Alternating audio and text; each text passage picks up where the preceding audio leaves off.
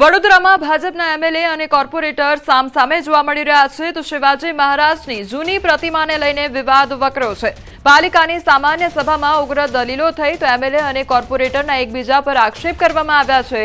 મુજ મહુડા સર્કલ પર છત્રપતિ શિવાજી મહારાજની જૂની પ્રતિમા બદલીને નવી પ્રતિમા મૂકવા મામલે વિવાદ થયો તો ભાજપ કોર્પોરેટર મનીષ પગારે કહ્યું છે કે આ અપમાન કહેવાય तो धारासभ्य केयूर रोकड़ियाए कह્યું કે કોર્પોરેટરની માનસિક સ્થિતિ પર દયા આવે છે।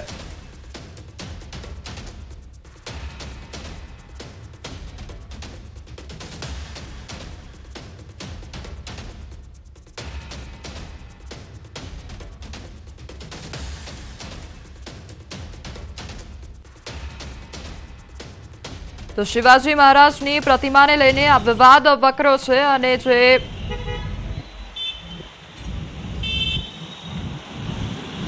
एक बार हमें समझो आ जो दलीलो भाई खोटी છે આ દલીલો ખોટી છે જણે બી કીધું હોય તમે મારી સામે લઈ આવજો પણ જેણે વિરોધ કરે છે ઓછી પણ નહોતું સોય વિરોધ નથી કર્યો બધા અહીંયા સાહેબ કમન કર્યું હતું આ ત્યાં છત્રપતિ શિવાજી મહારાજની એ વિષય નતો એના પછી ઘોડાવાળી મૂકવાની આ વાત હતી અમે એ લોકોને બોલાયેલા એ સમાજના આગેવાન અને એ લોકો એવું કહ્યું કે હવે અમારી મૂર્તિ હટાવવા તૈયાર નથી કોઈ વિષય નથી સાહેબ। તો ભાજપના એમએલએ તેમજ કોર્પોરેટર સામસામે જોવા મળી રહ્યા છે તેમજ તેમના દ્વારા ઉગ્ર દલીલો પણ કરવામાં આવી છે। છત્રપતિ શિવાજી મહારાજની પ્રતિમાને લઈને આ દલીલો કરવામાં આવી।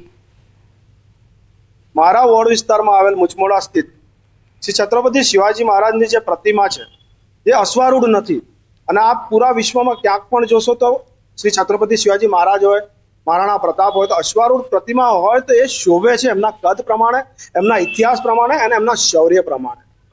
મને કોર્પોરેટરની માનસિકતા પર દયા આવે છે।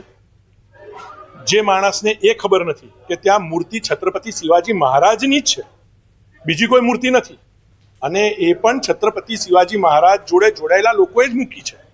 એમને નવી ઘોડાવાળી પ્રતિમા મૂકવી છે તો એનો પ્રોસેસ સિમ્પલ એટલો છે કે જેમને આ મૂર્તિ મૂકી છે, જે ટ્રસ્ટે મૂકી છે, જે વ્યક્તિઓએ મૂકી છે એની પાસેથી એનઓસી લાવવી પડે કે આ મૂર્તિ છત્રપતિ શિવાજી મહારાજની હટાવીને નવી ઘોડાવાળી મૂર્તિ મૂકવી જોઈએ।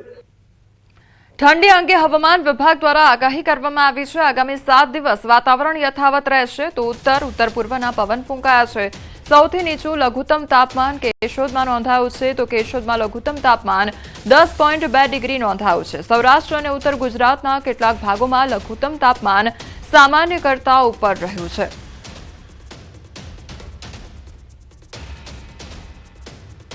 आज का जो फोरकास्ट है 20 जनवरी से लेकर 26 जनवरी तक 7 दिन इसमें कोई बारिश का संभावना नहीं है और जो लघुत्तम तापमान है इसमें भी कोई बड़ा बदलाव नहीं रहेगा अगले 7 दिन तक। अहमदाबाद के लिए जो फोरकास्ट है इसमें क्लियर स्काई का पूर्वानुमान दिया गया है और जो लघुत्तम तापमान है 14 डिग्री सेंटीग्रेड के आसपास रहने का पूर्वानुमान दिया गया है। और जो हमारे तटीय क्षेत्र है उत्तर और दक्षिण गुजरात की जो तटीय क्षेत्र है इसमें पवन का जो दिशा रहने वाला है उत्तर गुजरात की उत्तर पश्चिम से उत्तर दिशा से पवन चलेगी और स्पीड रहेगी 15 से 20 नॉट और दक्षिण गुजरात की जो तटीय क्षेत्र है इसमें उत्तर से उत्तर पूर्व दिशा से पवन चलेगी, उसमें जो स्पीड रहेगी 15 से 20 नॉट रहेगी। अभी सबसे कम तापमान जो लघुत्तम तापमान रिकॉर्ड हुआ है वो है आपका केशोद में 10.2 डिग्री सेंटीग्रेड रिकॉर्ड हुआ है। હવામાન નિષ્ણાંત અંબાલાલ પટેલ દ્વારા મોટી આગાહી કરવામાં આવી છે। કાતિલ ઠંડી સાથે કમોસમી વરસાદની આગાહી કરવામાં આવી છે। એક મજબૂત પશ્ચિમી વિક્ષેપ આવી રહ્યો છે। 22 જાન્યુઆરીથી વિક્ષેપની અસર શરૂ થશે તો ગુજરાતમાં 24 અને 25 જાન્યુઆરીએ અસર થઈ શકે છે।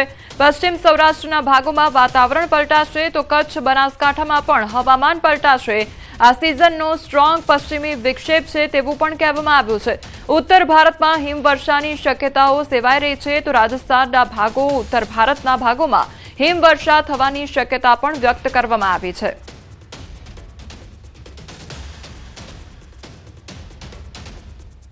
હમણાં એક મજબૂત પશ્ચિમ વિક્ષોભ આવી રહ્યો છે આ સિઝનનો એટલે તેની અસર લગભગ 22 તારીખથી પશ્ચિમ ભારત તરફ થવાની શક્યતા રહેતા ધીરે ધીરે તેની અસર ગુજરાતના ભાગોમાં 24-25 જાન્યુઆરી સુધીમાં આવવાની શક્યતા રહે છે, જેના લીધે એક સાયક્લોનિક સર્ક્યુલેશન ઉત્તર પશ્ચિમ ભાગોમાં બનતા અરબ સાગરનો ભેજ પણ તે અરબ સાગરનો ભેજ મર્જ થશે પશ્ચિમ વિક્ષોભમાં બંગાળ ઉપસાગરનો પણ કંઈક ભેજ આવવાની શક્યતા રહેશે. એટલે આ અરબ સાગરના ભેજના લીધે ગુજરાતનું હવામાન પણ પલટો આવશે. દેશના ઉત્તરીય પર્વતીય પ્રદેશો છેક દિલ્હી સુધી અને રાજસ્થાન સુધીમાં ક્યારેક ગાજવીજ સાથે ભારે કમોસમી વરસાદ થવાની શક્યતા રહેશે. કોઈ ભાગમાં 50 મિલીમીટર અને ઉત્તરના ભાગોમાં તો 100 મિલીમીટર જેવો વરસાદ થઈ શકવાની શક્યતા રહેશે.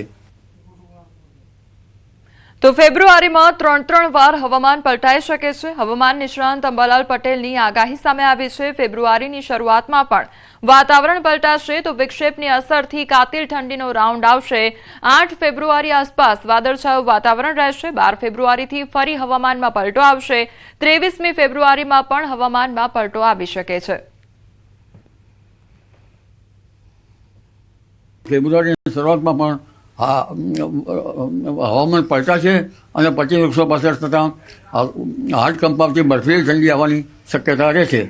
ફેબ્રુઆરી માસમાં લગભગ શરૂઆતનો ફેબ્રુઆરી માસ 8 તારીખની આસપાસ વાદળવાયુ જણાશે. 12મી ફેબ્રુઆરીથી હવામાનમાં પલટો આવવાની શક્યતા રહેશે. 23મી ફેબ્રુઆરીથી પણ હવામાનમાં પલટો આવવાની શક્યતા રહેશે. સોના ચાંદીએ તમામ રેકોર્ડ તોડી દીધા છે. સોના અને ચાંદીના ભાવ આસમાને પહોંચ્યા છે. તો 1 તોલા સોનાનો ભાવ 1.5 લાખે પહોંચી ગયો છે, જ્યારે 1 કિલો ચાંદીનો ભાવ 3,24,000 ને પાર પહોંચી ચૂક્યો છે. તો સોના ચાંદીના ભાવમાં ધરખમ વધારો જોવા મળી રહ્યો છે. તમામ જે રેકોર્ડ છે તેણે તોડી નાખ્યા છે. સોના અને ચાંદીના ભાવ આસમાને પહોંચ્યા છે, ત્યારે 1 તોલા સોનાનો ભાવ અત્યારે 1,50,000 પહોંચ્યો છે, જ્યારે 1 કિલો ચાંદીનો ભાવ 3,24,000 ને પાર પહોંચ્યો છે.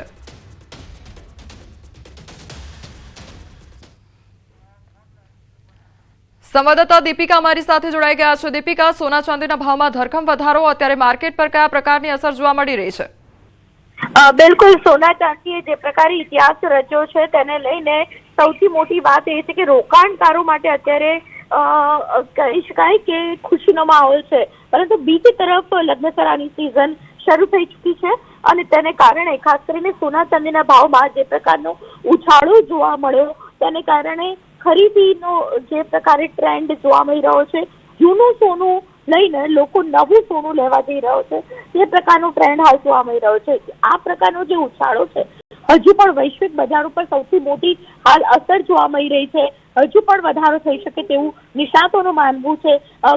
જે પ્રકારે કમૂરતા સમયે જ આપણે સમાચાર આપ્યા હતા, ન્યૂઝ 18 ગુજરાતીએ કહ્યું હતું કે કમૂરતા પૂરા થતાની સાથે જ લગભગ 1.45 ની આજુબાજુ ભાવ જોવાઈ શકે છે. જોકે તેનાથી પણ વધારે 1.50 ની આજુબાજુ ખાસ કરીને સોનાનો ભાવ છે.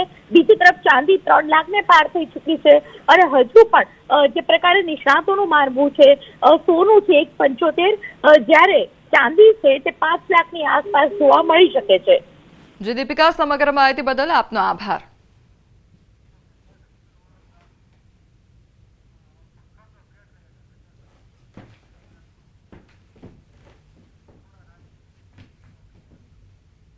સમાચારોમાં આગળ વધીએ તે પહેલા રોકાઈશું એક બ્રેક માટે.